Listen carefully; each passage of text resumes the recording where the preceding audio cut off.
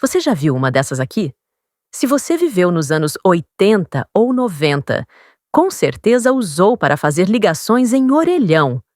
Mas, de onde vieram as fichas telefônicas?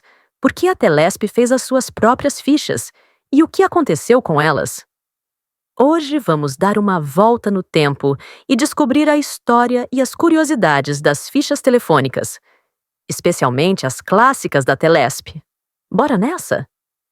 Antes dos cartões telefônicos e muito antes dos celulares, as fichas eram a forma mais comum de usar os telefones públicos, os famosos orelhões. No Brasil, as fichas começaram a ser usadas por volta dos anos 70. Cada região tinha sua própria empresa de telefonia. Em São Paulo, a responsável era a Telesp, Telecomunicações de São Paulo.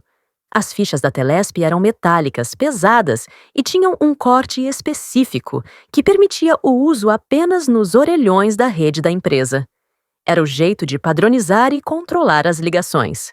E olha que curioso, cada ficha equivalia a um pulso telefônico. Ou seja, dependendo do tempo da ligação, você tinha que ir colocando mais fichas durante a chamada. As fichas foram muito populares até o início dos anos 90.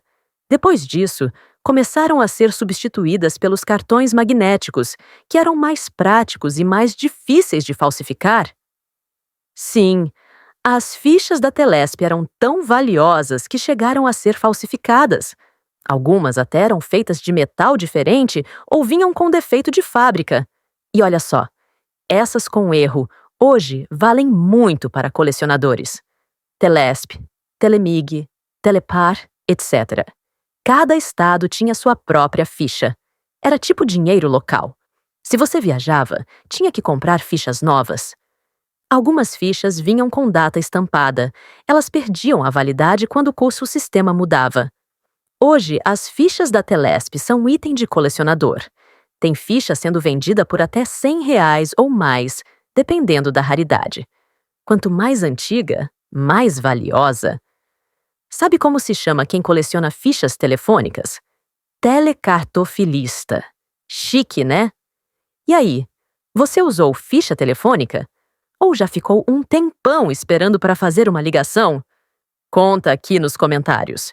E se curtiu esse vídeo, deixa o like, se inscreve no canal e ativa o sininho para ver mais conteúdo nostálgico como esse.